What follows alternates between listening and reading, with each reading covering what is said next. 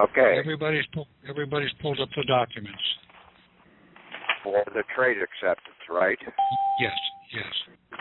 Okay. 1916. Okay. The Federal Reserve set up the trade acceptances in this country. Okay. Using those two different forms. But really, we've got three different forms that we're going to be operating with in the process. You've got the front side, which is the trade acceptance. You have to accept it. See, they supply the bill of exchange. We do not do bills of exchange. We don't do any 1099-As. We don't do any tax forms. Mm-hmm. Period. Okay? We do trade acceptances, and we are the acceptor. Only the living can ever accept anything. Okay? We can go in and check some of these words out. Now, hopefully everybody has read that trade acceptance, and the other document that I had Tom post up there came from EagleTraders.com. And it gives a better write-up of what they're doing with these trade acceptances. So the front part of and see all receipts, all mortgages, everything you get is a trade acceptance document. It's a bill of exchange. You have to come in and accept it. That is your obligation, your responsibility. You have to accept it so that you can cancel their debt. Everything is an IOU. I, O, and U. 3 letters. IOU. Well, what's the opposite of IOU? It's ICU. Not SEE, but a C, the letter C. I cancel you. If I owe you, I can cancel you. That's the opposite. So we come in and we're going to basically give them acceptance so that basically their debt can be canceled. They're the ones that are holding the debt. Now, if we made a payment out of our back pocket to them also, then we are going to have the payment directed back to us. And that's on the back side of the document. It's a payment order. And you can go into Operation Circular number 6 with the Federal Reserve Bank, pull up that circular, and study payment order.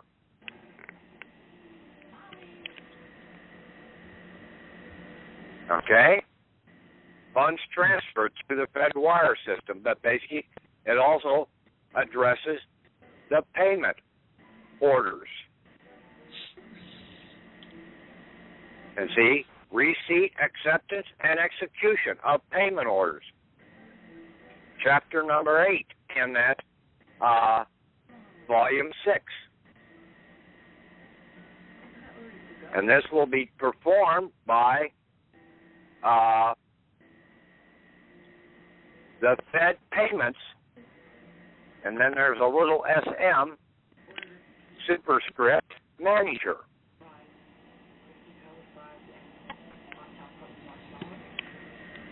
We should be able to go to any one of our local Federal Reserve banks and submit this in. The one that deals with our location.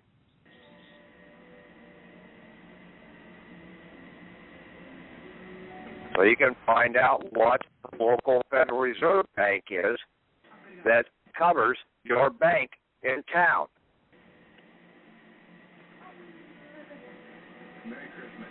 Then you send these in, this acceptance and payment order. This is Fred. Into the Federal Reserve. Now, your utility bills, when they send you a bill, that is a bill of exchange. You accept it. Not for value, you accept it. And then you turn around, and on the back side, you use Form 1 to basically come in and direct the payment back to the drawer within the 30, 60, or 90 days that they are requesting, so that they can do the set-off, and basically they have given you the goods or services.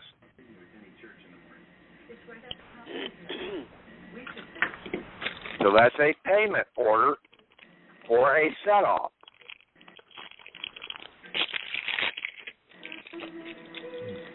But you send it in through the Federal Reserve. The Federal Reserve will turn around, and now they will be the ones that do the 1099A, the 1099B, the 1099C, and the 1099 OIDs back to the drawer or the seller.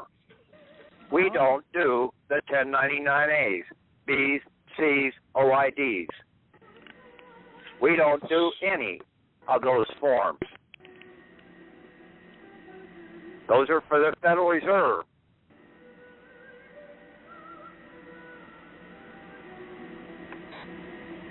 They will come in and basically, if we've made a payment or something, they will go in and cancel the debt and then force the car towing company to pay the taxes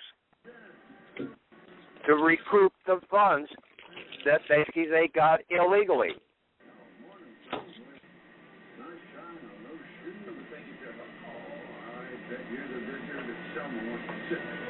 The Federal Reserve was really set up there to be, in a sense, along with the fiscal agents, the Treasury fiscal agents there, to protect us from the commercial bankers out here. But we were never given the order or the directions on how to utilize this. Now, one girl, about 3 years ago, sent me this thing about the trade acceptances. I didn't understand what it was saying at that point in time. Now I do.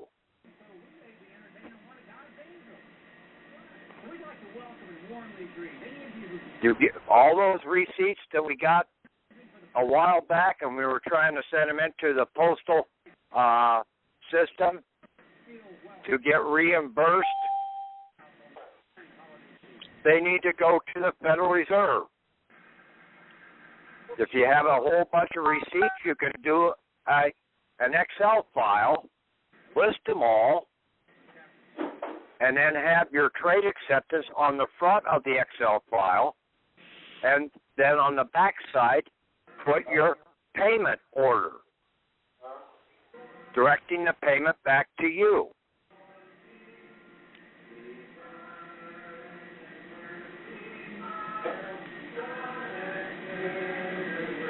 Okay? So I've covered 2 items there so far. And basically your mortgage for the house is the same way as basically a utility bill. You use Form 1. You send it in to the Federal Reserve. They will go and set off, and then basically you still go to the FBI for the fraudulent, saying that the bank loaned you something that they didn't loan you at all. That is fraud.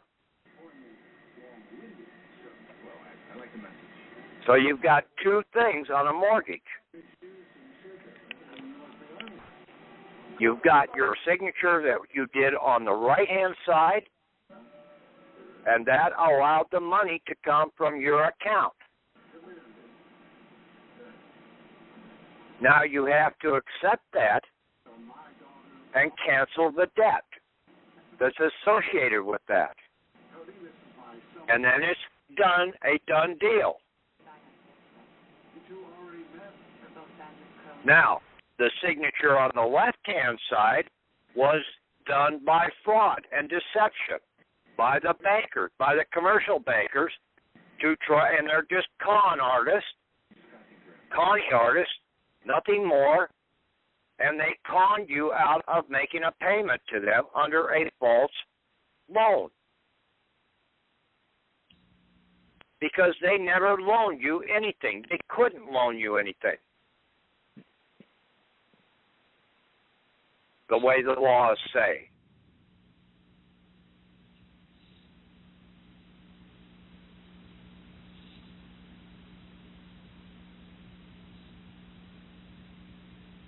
The third one that I've made up, so there's going to be 3 different statements that you put on the front of these documents, okay, across the face of the receipt or the bill of exchange or whatever. The third one is for a reimbursement from our bankrupt. If you were in the military, you have 2 bankrupts that you can go after. You get a DD-214 from the county after you've placed it in the county military discharge book. Now that is a bill of exchange. You accept that bill of exchange on the front, and then on the back you have the payment order directed to you as the drawee. The bankrupt was the drawer.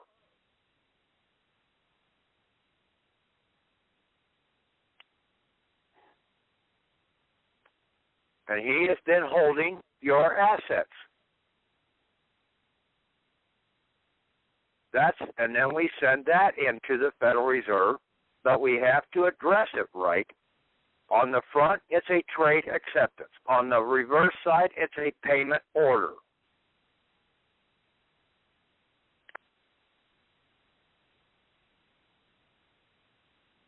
And the living does not owe any taxes.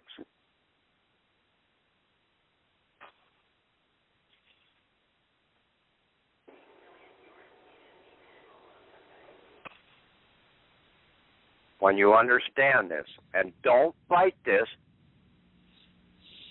There was one guy, Freeman or whatever, back in 1990, trying to do the UCC, right of whatever, 301 or 308 or whatever the hell the damn shit is. He didn't know what the hell he's talking about, okay?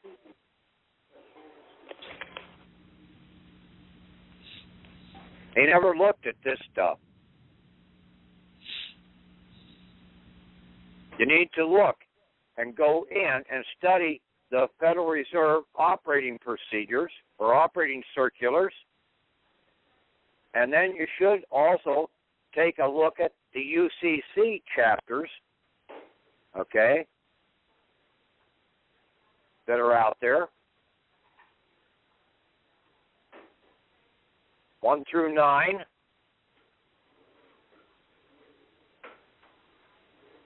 Yeah. Beat the Law, UCC 10308. Used to be 201-207. But that's not what is really needs to be done. You have to accept. You have to take on the responsibility in this process. You're the only one that can basically do an acceptance and also a forgiveness. a cancellation.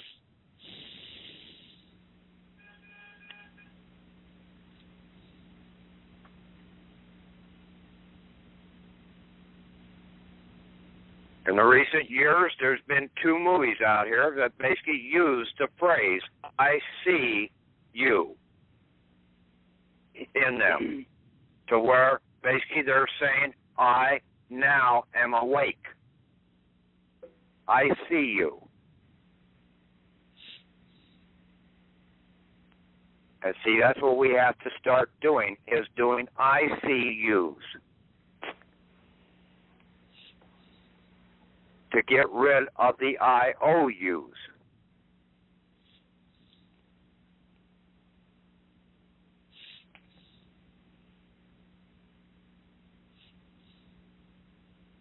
Now, that's not to say that basically this is not doing away with some of the other stuff that we put into the federal or to the FBI about the fraud that the government offices are doing in creating a alien entity out here to deprive us of our rights. Those are still valid. We were never totally giving up the certificate of live birth. We were giving up the registration number and the Social Security number on as being an alien to hold us bound into their system. We're supposed to be free. We don't use any numbers on these forms. The only number is you will put on there is your own individual tracking number.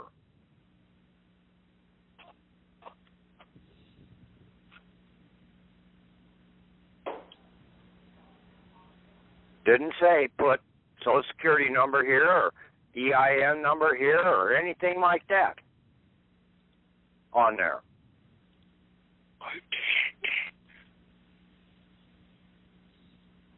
Read the damn documents and read the instructions. If you guys can't read, I'm sorry. Okay? I'm fed up trying to explain everything down to the gnat's ass for you guys. I told you guys out here numerous times to verify everything that I'm telling you. But, oh no, you guys go off on some damn different tangent completely away from what the hell I'm talking about and try and argue from that point of view.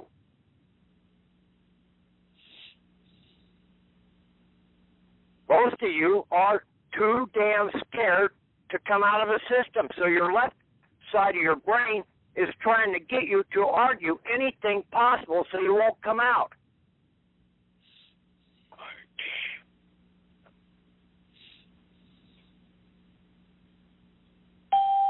You have a major battle within your own brain. That's probably why your brain hurts.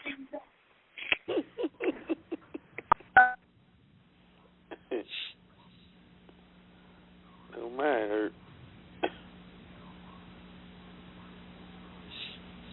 You've got to overcome that. Okay? If you really want out of the system.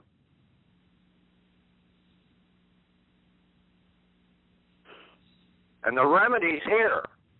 The Federal Reserve was not the worst enemy we've got out here. The worst enemy we've got out here is really ourselves. Then next comes our family, then comes the government, then comes the damn other bankers out here.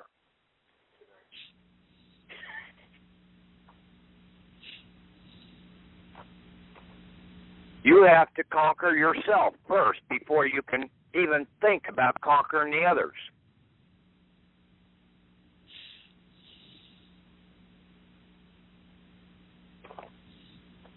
And stop trying to fight everything out here.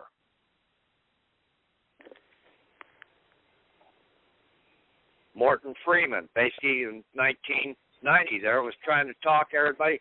You don't want to be a merchant, but everybody is a merchant. I hate to tell him that.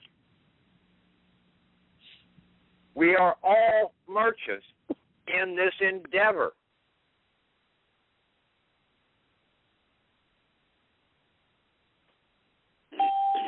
Because we're all operating in commerce. We don't have to operate in commercial commerce. Once we know how to do it, basically, we're sitting in the background.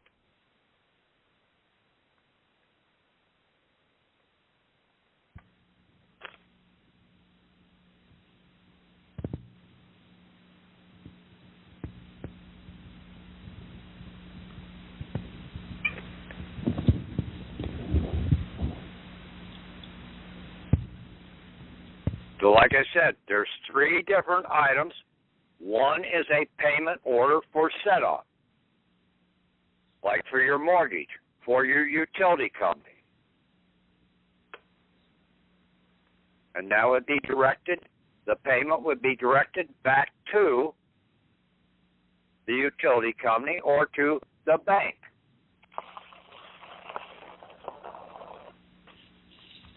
The second one is a payment order for reimbursement from the drawer's usage of our assets. If we made a second payment, we need to get one of those payments back.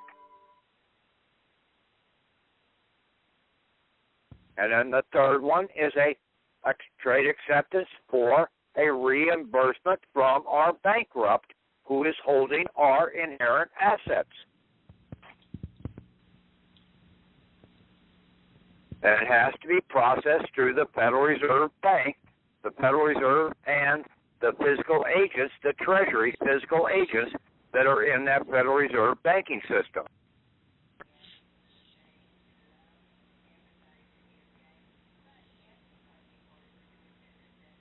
Pretty much as it's addressed in Operating Circular number 6.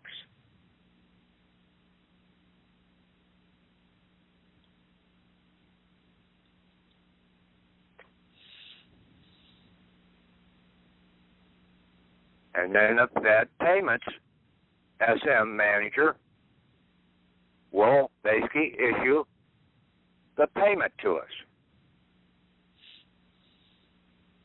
But we have to do our obligation first before they can do theirs.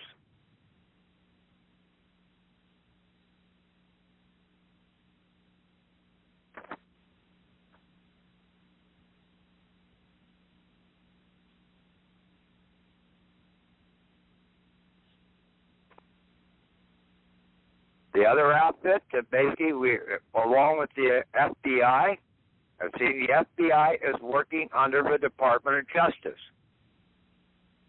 You have to go to the FBI and you make your alleged charges. You are alleging conspiracy in several different areas. The FBI, they are obligated to investigate that. Then they will go to the U.S. Attorney's Office, and the U.S. Attorney has to take it to the court. But you have to clean your hands first. You have to come in with clean hands.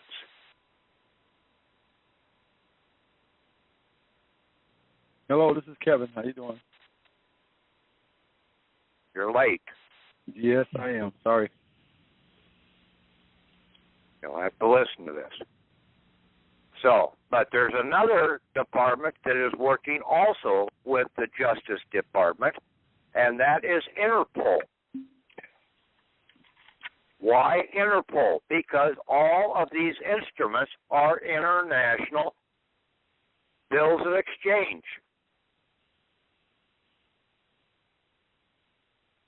They're traded on the international market. So Interpol is involved into this process.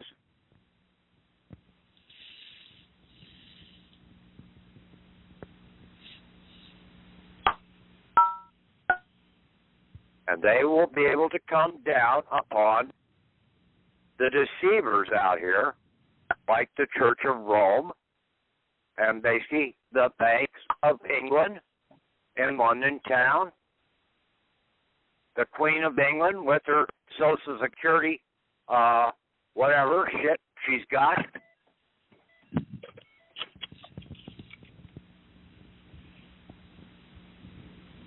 But the Federal Reserve is not the bad guy on the block.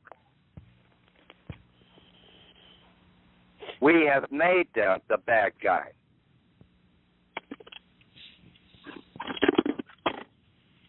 They were set up, and when you read what they were trying to do, they were trying to keep the banks honest. But it's our responsibility to do the acceptance to make them stay honest. And we haven't been doing it. And then we didn't know our right from our left.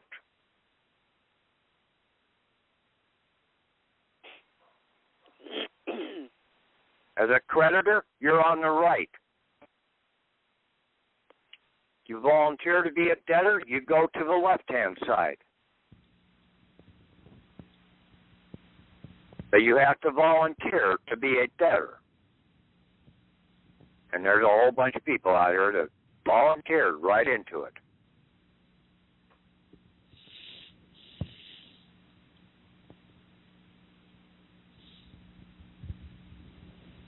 Just like the military, it's supposed to be a voluntary army. 99% of people all volunteer. They step forward.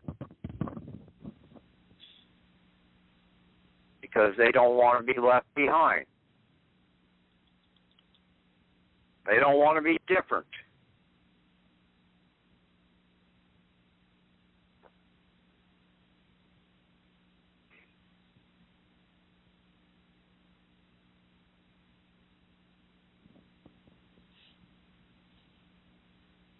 So I'll send these over to Tom, the update markups that I have for the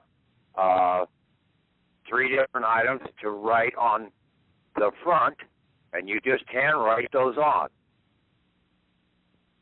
and then sign them. You don't need to put a thumbprint or anything like that on your signature when you sign these.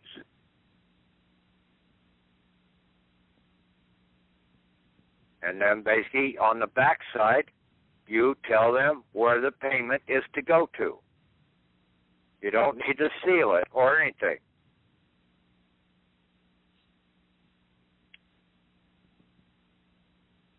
Do a couple test runs.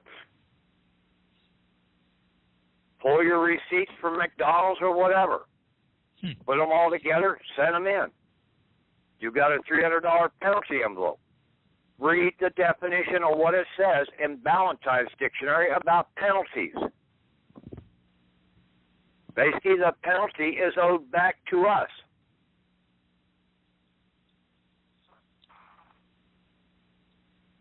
They infringed upon our privacy. So that $300 is a means that the government is trying to give to us, but we have to do an acceptance on the front of it, a trade acceptance for the penalty, and then on the back side, we do the payment order, directing the payment to be made to us.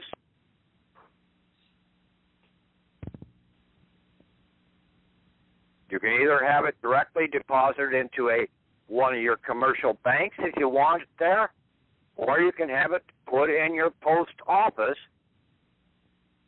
bank safety deposit box, your mailbox.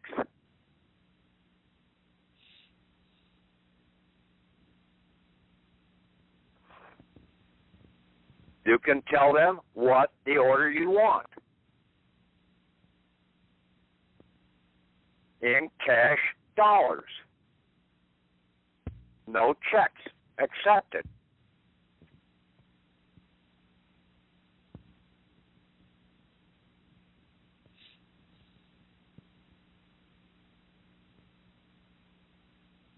We're the ones that are supposed to be in the driver's seat.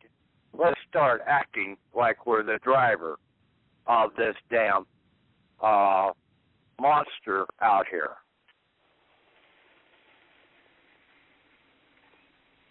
We have to get plugged in, just like in the movie Avatar, All right.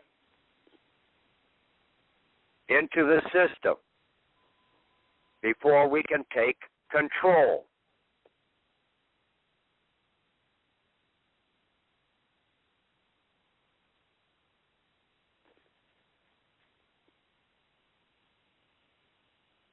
Then you have your full rights when you're in control.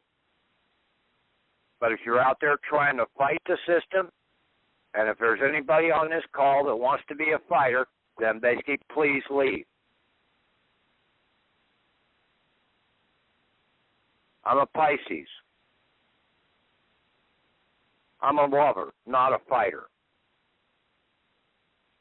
I'm also one that has knowledge and understanding.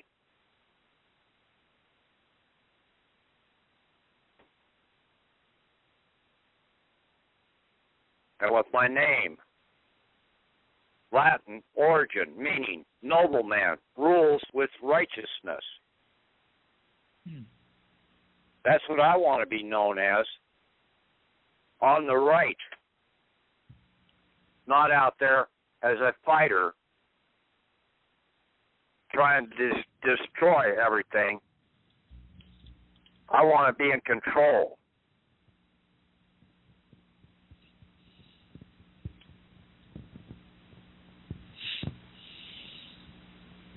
You've been misled by so many people out here over the years. I was misled by so many of these different things, thinking that, boy, that sounded good. Now I'm seeing, boy, that was bullshit.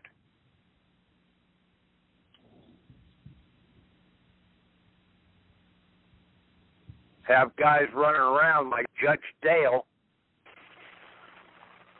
can't even tell you where you need to take your first step in a fraud complaint. It's to the FBI. You've got to go to an investigator. You have to have something investigated first before you can have it alleged.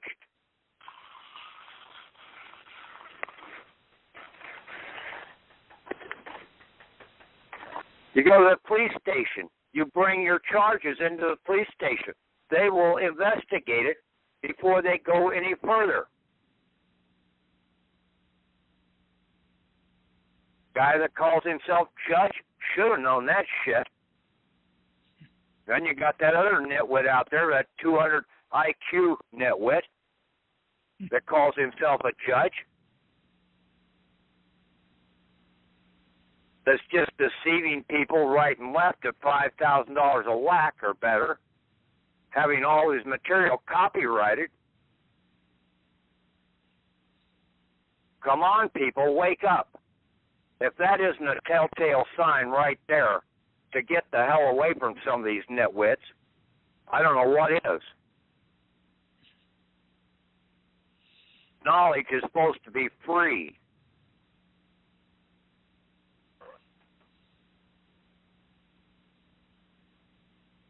It's out there for you. And the dictionaries are one of the best places because you have to know what the words mean before you can use the words. The old saying, sticks and bones can hurt my bones, but words can never hurt me. What does that mean? It means if you understand the words, they will never cause you harm.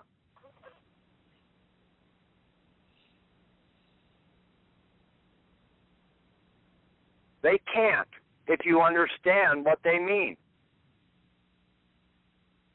But if you don't understand what they mean, yes, they will cause you all sorts of harm.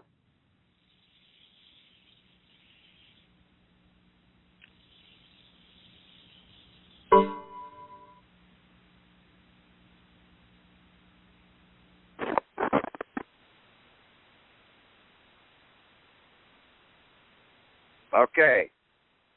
Go ahead and throw it open for questions. So this is a great solution to our interim problems while we're getting ourselves totally out of the system. Now, when we send in the certificate of live birth, can we send in a copy, or do we need to send in a registered copy, an original? You just first get a receipt into the damn thing, okay? Okay, I'll do that. I got 23 envelopes I can do. You've got some $300 penalty envelopes, and you've got some receipts from the damn fast food or the restaurant or from the supermarket. Yep. Do those.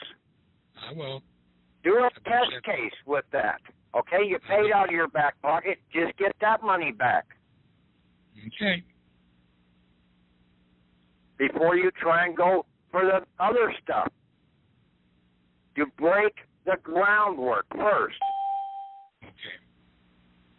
You start loosening the screws on the door. Now you can set the door aside, and basically it won't be closed to you any longer because you've taken it off the hinges. I'm Graham West Fargo, Director of Authentication. But do it one little screw at a time. You'll enjoy it a lot more. Okay. That was my sexual connotation for the night.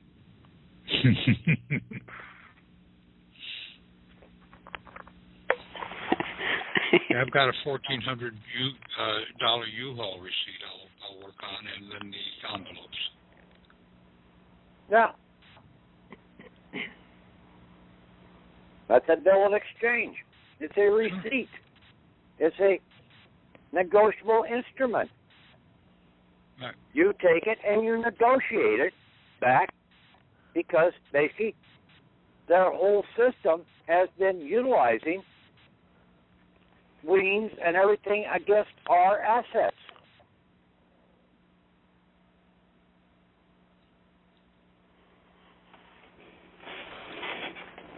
Good, thank you. You can go back Okay, up to a year, right, for statute of limitations? Just send them in, okay? I don't think there is a limit on half this stuff. Especially fraud.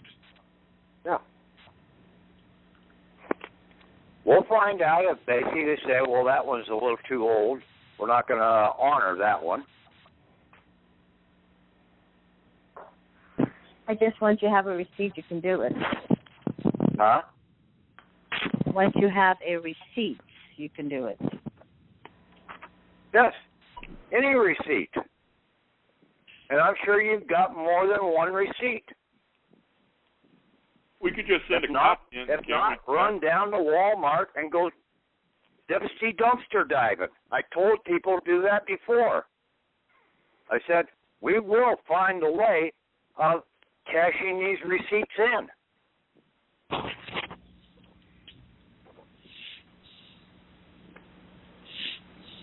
We went to the wrong place before, about 6 months ago or whatever, when I was trying to go to the post office.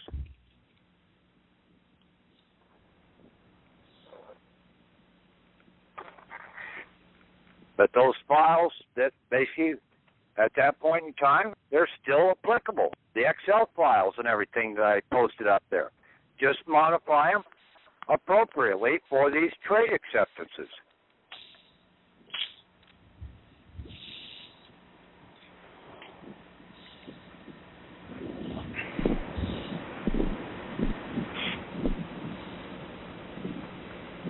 Okay, any other questions?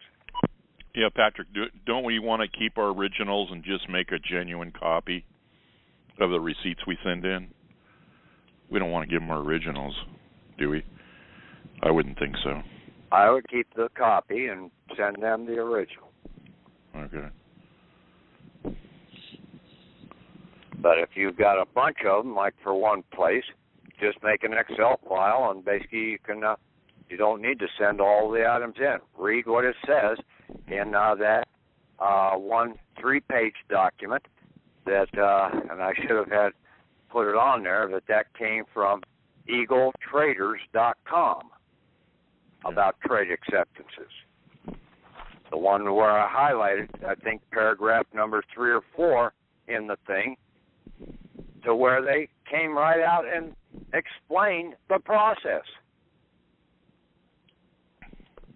Good. But it's on the last page there, in the next to last paragraph, to where it talks about that if you run into something, you got to be able to read between the lines of what they're saying. Okay. Okay? I'll get it read. Yeah, thank you. Yeah. Next.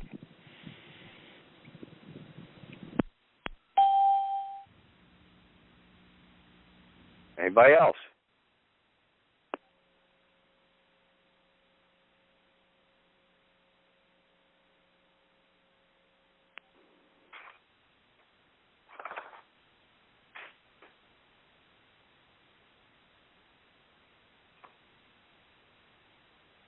I guess not, Patrick. It looks like we have a very clear assignment here, and I'm ready to go do it. Anybody else got a question? I have a question. Okay. Well, ask it. Come on. I'm coming. Sorry, I had to unmute myself. Can you use one of these trade acceptances for a new purchase of something like a car or a house? No. Okay. It says right in there, okay? But you can go and do the draw from, with your certificate of live birth or whatever, using that instrument to make the payment. Okay. But like I said, you go after the screws on the door first. Right. Get your receipts, okay? And I'm sure that you should have, if not, go down to Walmart or whatever and start diving in the dumpsters. There's a whole lot of money left laying around.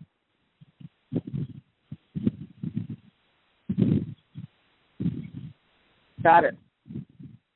Yeah. All your gas that you've been paying for. Basically, you need to come in and start getting that gas paid for nothing. And, Patrick, we sent it to the Federal Reserve Bank, right? Yes. I would send it to your local one. Find out what your local bank, what Federal Reserve branch they operate with. And then on the outside of the envelope, say trade acceptance and payment order enclosed.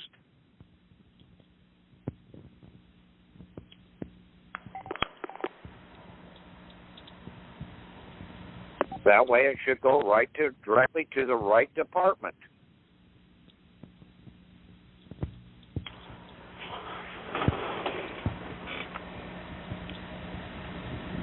Well, I got a whole bunch of receipts, so I'm going to do that. Okay. Me too. All right, let's team up and work on it. Yep, good idea. Sounds like a plan. Yes, I have muted a number of people out who have been making noise. So if you may have to mute yourself back in. Unmute yourself with a *6 if you want to ask a question.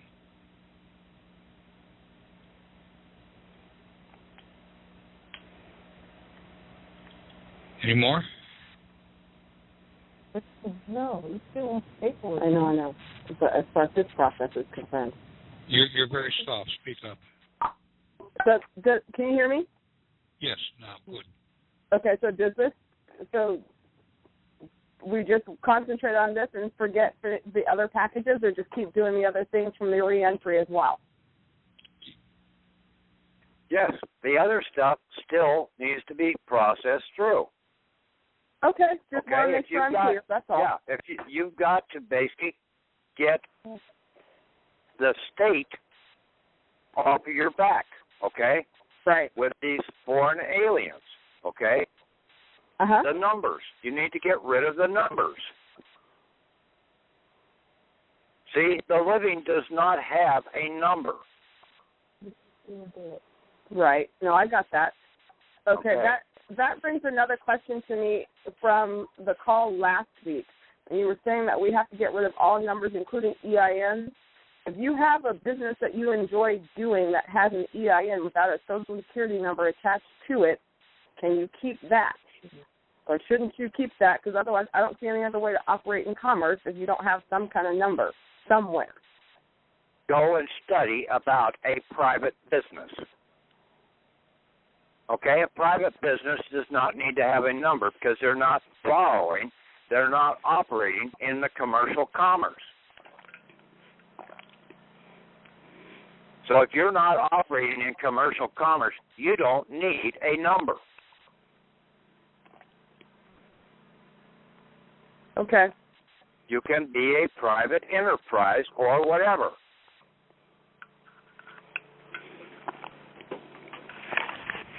Isn't that EIN for a business really for the corporation? It's for the commercial world. Right. Just the person who got the EIN doesn't necessarily have to be identified with it. I've heard it, basically, normally it's accountants who go get the EIN, so you're not identified with it. But they are identifying you, okay? Any number that you basically have, they're identifying that to you. Okay. Okay? It's a noose around your neck. You get rid of all numbers, period. You want to be like the Jews over there in the prison camps in Germany? They all had numbers.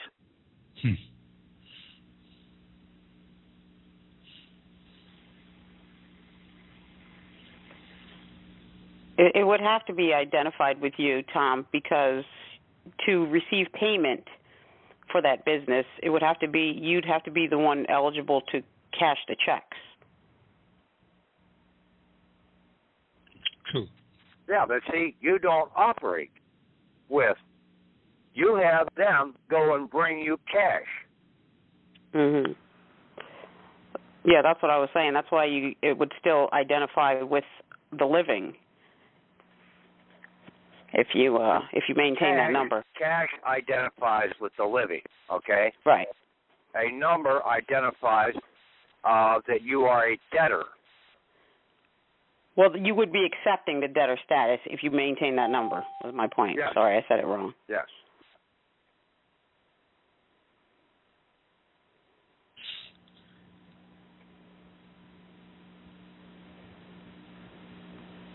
No, we can operate out here in just commerce without any numbers.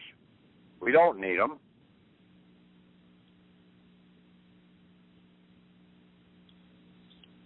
Many people have operated for years that way.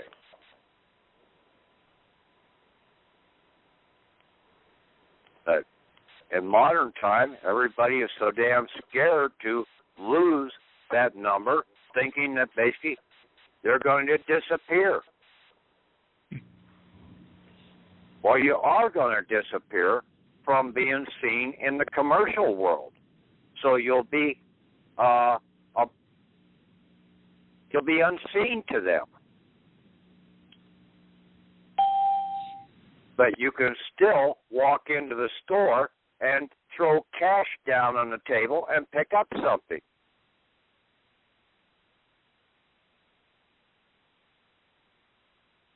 And then you just don't accept any checks or any other contracts, any debt scenario. You strictly operate on a pay-as-you-go scenario.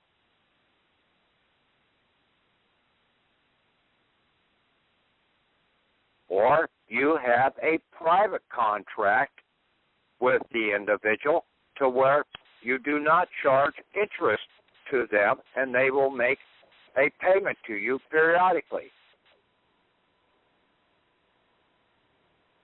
You can be a nice guy. You don't have to be like the commercial Connies out here.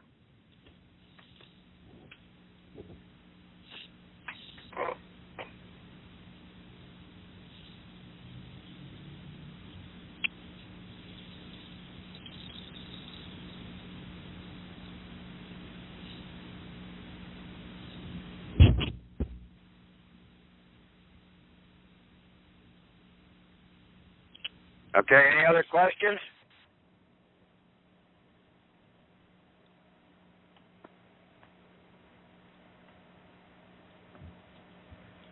How many people do you have on there, Tom?